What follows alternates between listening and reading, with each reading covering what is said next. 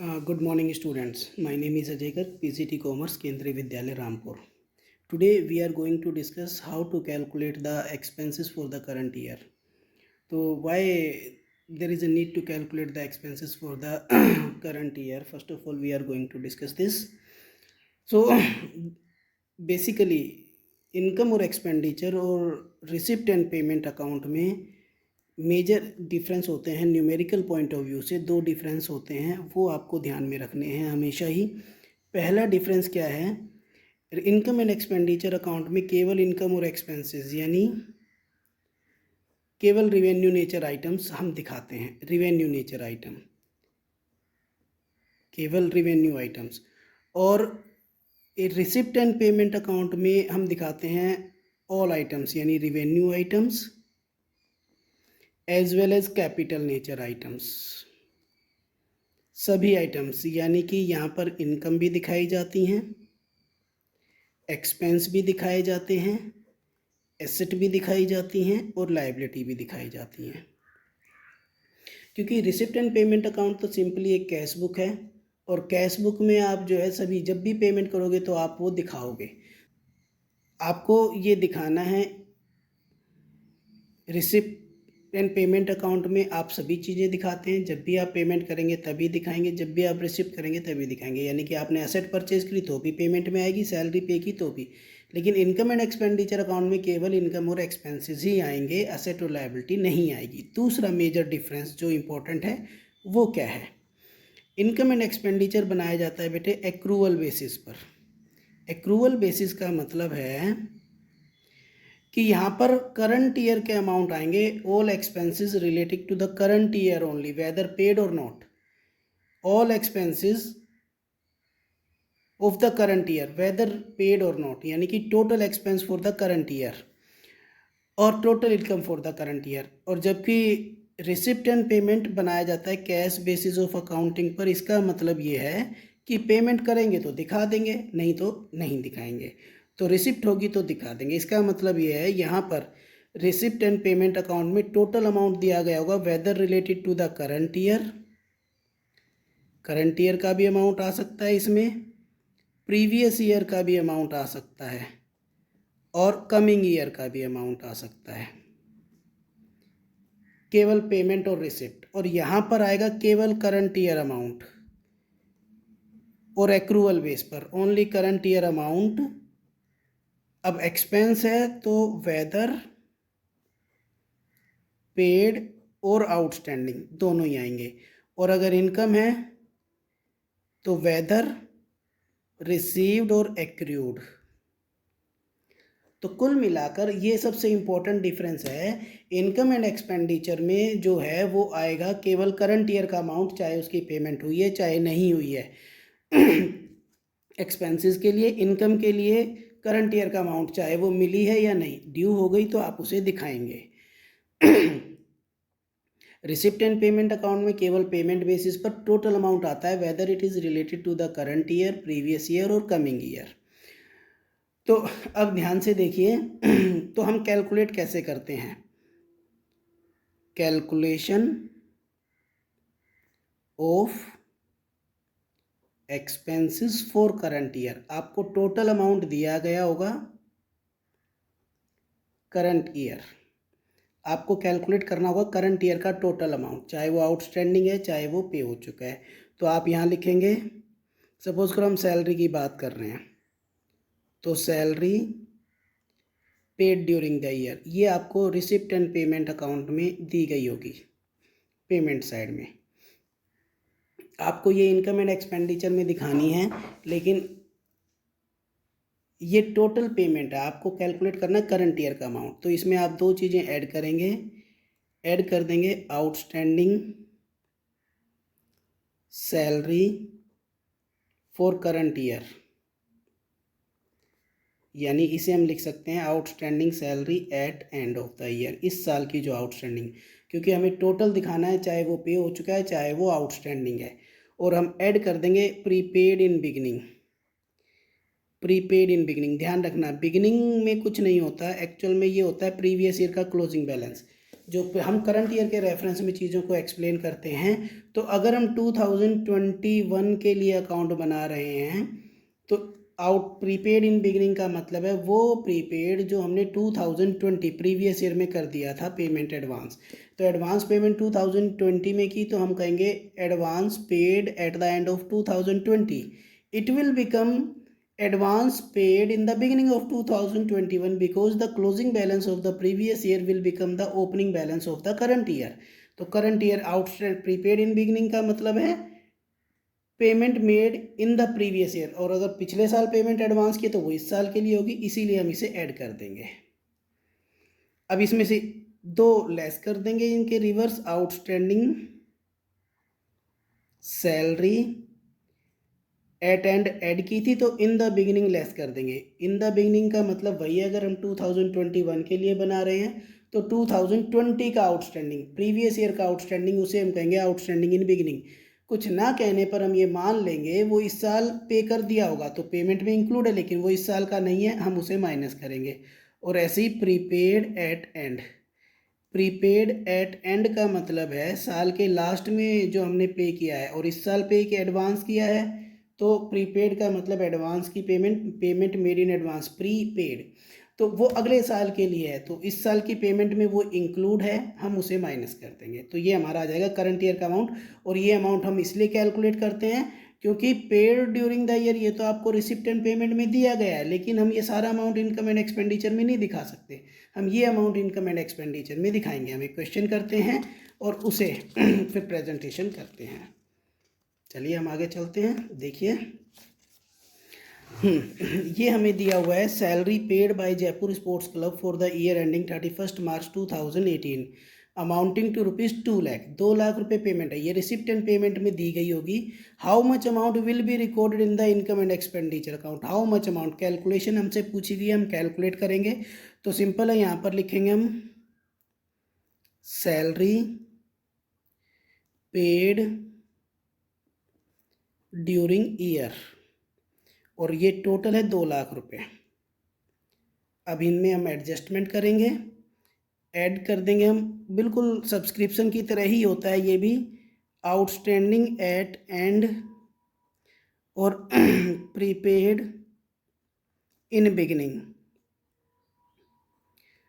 और लेस कर देंगे बेटे outstanding in beginning and prepaid at end,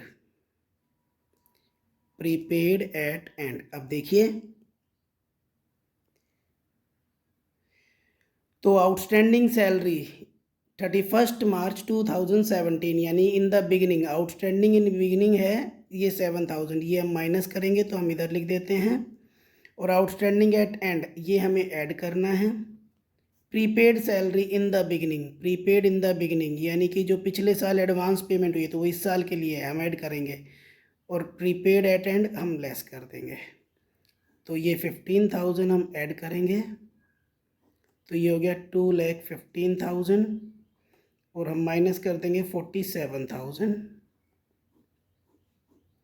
तो ये अमाउंट आ जाएगा बेटे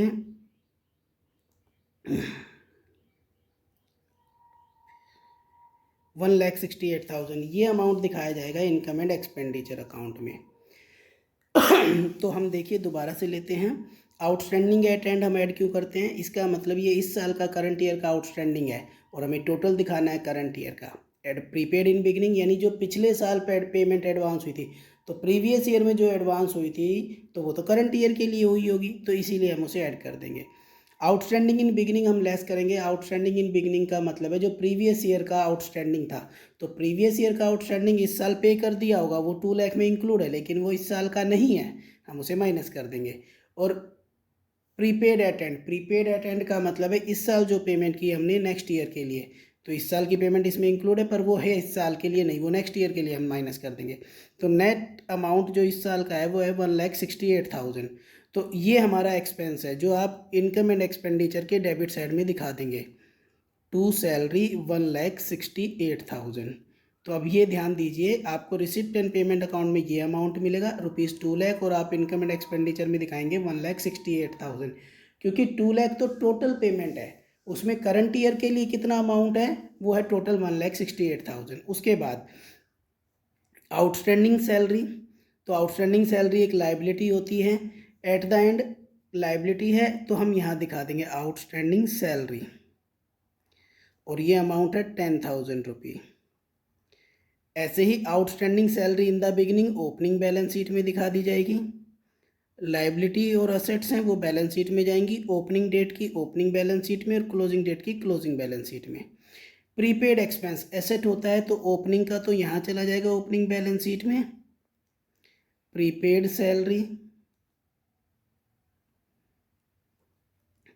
तो ये है 5,000 रुपी, और प्रीपेड सैलरी एट एंड है तो क्लोजिंग बैलेंस शीट में चली जाएगी ये बेटे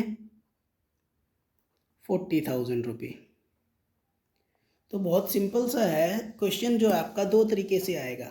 जैसे इसमें पूछा गया how much amount will be recorded, आपसे अमाउंट पूछा गया है तो it means you need to show the calculations only. अगर कहा गया है so how the following information will be recorded in the final accounts of not for profit organization, उस केस में आप जो है ये छोटे छोटे इनकम एंड एक्सपेंडिचर अकाउंट और ये बैलेंस शीट बनाकर दिखा दोगे कि कौन सी स्टेटमेंट कौन सा अमाउंट कहाँ पर दिखाया जाने वाला है। ये ज़रूरी नहीं है कि ये चारों आइटम्स आपको दी गई हों, कभी 2 दिया जा सकता है, कभी 3, कभी 1 भी दिया जा सकता है।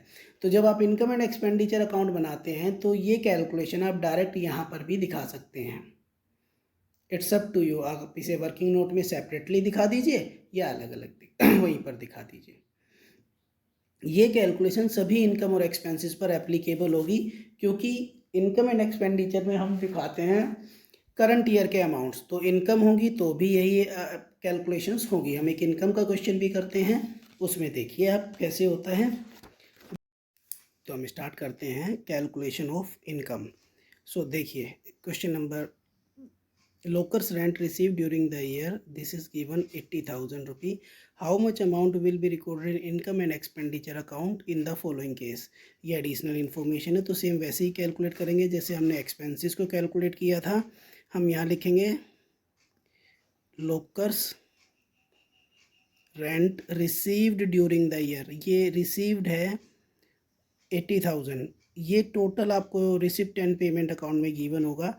अब देखिए हम ऐड कर देंगे वही outstanding at and and advance in beginning, बिल्कुल सेम जैसे सैलरी कैलकुलेट करते हैं, जैसे सब्सक्रिप्शन कैलकुलेट करते हैं, सेम वैसे ही होगा। लेस कर देंगे outstanding in beginning and advance at end. तो देखिए outstanding local rent at end दिया हुआ है बेटे 10,000 रुपी, तो ये हम ऐड कर देंगे। आउटस्टैंडिंग इन बिगिनिंग दिया हुआ है 12,000 rupee, advance locker rent in the beginning 15,000, और एडवांस तो ये हमारा हो जाएगा यहाँ पर 25,000, तो टोटल हो गया 1,05,000। लेस कर देंगे 34,000, तो ये हमारा आ गया बेटे 71,000। तो ये अमाउंट आप इनकम एंड एक्सपेंडिचर में रिकॉर्ड करेंगे, क्योंकि ये इनकम होती है तो बाय लोकर्स रेंट, तो करंट ईयर का अमाउंट है 71,000। इस तरीके से आप इसे रिकॉर्ड करें, और आपको इनकम एंड एक्सपेंडिचर में जो रिकॉर्ड करना है वो रिकॉर्ड करना है 71,000। तो ये कैलकुलेशन आप इनकम एंड एक्सपेंडिचर में भी दिखा सकते हैं, या अदरवाइज इसे वर्किंग नोट में दिखाइए और नेट अमाउंट कैलकुलेट किया हुआ है वो आप दिखा दीजिए इनकम एंड एक्सपेंडिचर अकाउंट में। अब देखिए outstanding local rents just like subscription it is an asset, क्योंकि ये मिलेगा तो ओपनिंग में है तो ओपनिंग बैलेंस शीट में दिखा दीजिए आउटस्टैंडिंग लोकल रेंट, और अमाउंट था outstanding in beginning 12,000 rupee. Same outstanding local rent जो क्लोजिंग में था वो आप दिखा दीजिए क्लोजिंग बैलेंस शीट में, और ये था 10,000। सेम ऐसे ही advance locker rent in the beginning, advance income liability होती है, एडवांस लोकल रेंट आप इसे दिखा दीजिए, बिगिनिंग में है 15,000 तो आप यहाँ दिखा दीजिए, और एडवांस लोकल रेंट क्लोजिंग में है तो क्लोजिंग बैलेंस शीट में दिखा दीजिए। इस तरीके से इसकी प्रेजेंटेशन हो जाएगी। बिल्कुल सब्सक्रिप्शन की तरह है कैलकुलेशन, सभी इनकम और एक्सपेंसेस की सेम कैलकुलेशन होगी। आप इसे इनकम एंड एक्सपेंडिचर में डायरेक्टली भी दिखा सकते हैं और आप इसे वर्किंग नोट में दिखाकर नेट अमाउंट्स को आप फाइनल स्टेटमेंट्स में दिखा सकते हैं। तो ये था हमारा calculation of income and expenses for the current year. आपको रिसिप्ट एंड पेमेंट में टोटल दिया गया होगा, टोटल इनकम एंड एक्सपेंसेस आपको कैलकुलेट करना है, करंट ईयर का अमाउंट कितना है वही आपको इनकम एंड एक्सपेंडिचर में दिखाना है। So that's it for the day. Thank you. This is Ajay Garg, PGT commerce, केंद्रीय विद्यालय रामपुर। Thank you.